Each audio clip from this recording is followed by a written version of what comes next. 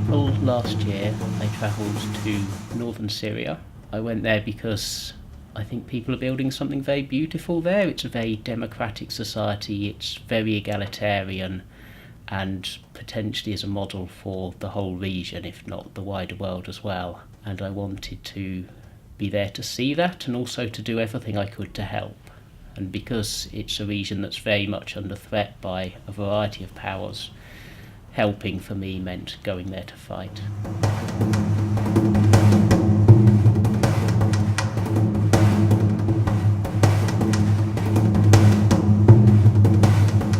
I've done a lot of work with homeless people, I've done a lot of work with animal rights and also some anti-fascism. So it was very much a continuation of those values, but taking it to a new level of involvement, I guess.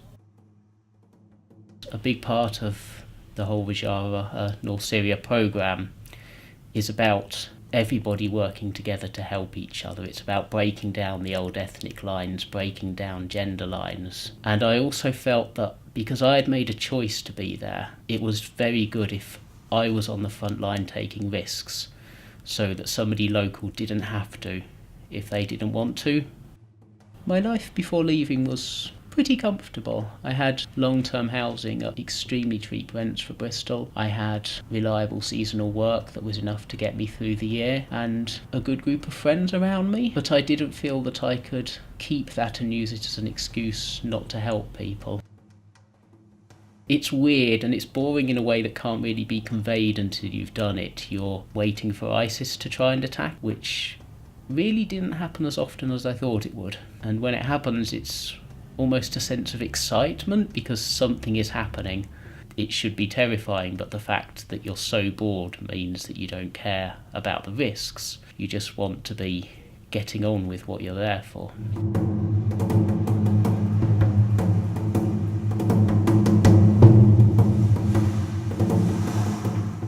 The first big push I was involved in Raqqa, there was a small park and then a school.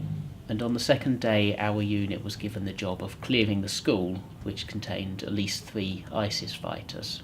And we went to the other side of the park and we looked across at this building with ISIS fighters in it, and we thought, let's maybe just airstrike this. And unbeknownst to us, the fighters in the building were also looking out at the time and looked at us and thought, we should probably car bomb those people. And a while later, we're sheltering in the entrance to this building, and the translator in the unit turns to me and says, Charlie, the airstrike is coming.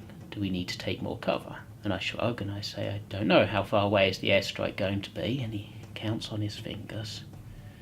He goes, 10 metres. Which I reply, yes, we really do need to take more cover. And we all retreat back into this building. Fortunately, it turned out to be a translation error. So for that reason, we're all within the building when the airstrike comes over. We don't actually see what's happening out there. We hear the plane go past, we hear 2 big explosions, and because we know at that point ISIS are going to be having their heads down and they're going to be wondering what's going on, we decide to charge the building, and we come running out into this park just as another airstrike comes over.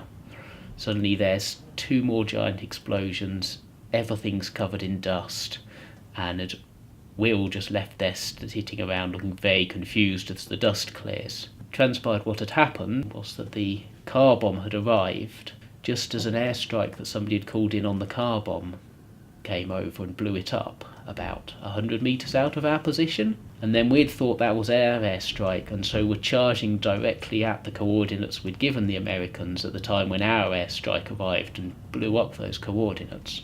That was definitely the most intense bit.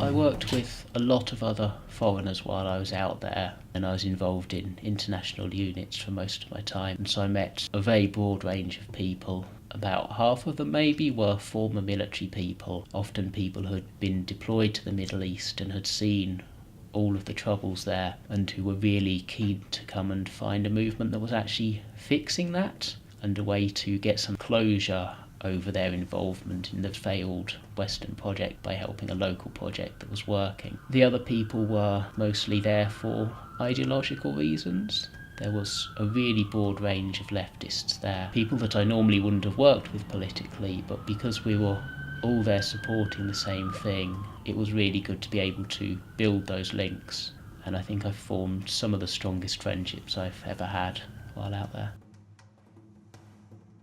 We were deployed to a building that had been having a lot of heavy attacks, and there was sniper fire going down the streets either side of us. We would wake up in the morning and there'd be rocket-propelled grenades going the other way down the street. And there was a period for a while where the logistics trucks often couldn't actually get through to us, and our water supplies were dwindling. But there was an abandoned armoured vehicle on the other side of the street, across which there was occasional sniper fire, and abandoned vehicles always have water in because it's a desert country. We had somebody put covering fire down the street to keep the snipers' heads down, and then 2 of us ran across the street to this armoured vehicle and found 1.5 litres of water to go between 6 of us, which at the time seemed like a massive victory and like we'd really cheated death. When I returned, I was arrested at the airport. The charges brought against me were under Section 5 of the Terrorism Act, which is preparing attacks within the UK, but they were dropped after 3 weeks because I'm not preparing attacks within the UK, and it's ludicrous to believe that somebody who's travelled halfway around the world to risk their life fighting against terrorism is then going to come right back and do terrorism. It's a complete misrepresentation of what the struggle of the YPG is about. And so with ISIS very nearly wiped out and confined to 2 little bits of territory down in the east of the country, Turkey has now decided to take matters directly into their own hands, and they've physically invaded part of North Syria. They're attacking a bit in the west that's known as Afrin. They've been shelling them for quite a while, so the area is in what looks like a lot of trouble, but the YPG there have resisted the Turkish army before, and I think so long as we bring international pressure to bear on Turkey, they can do it again.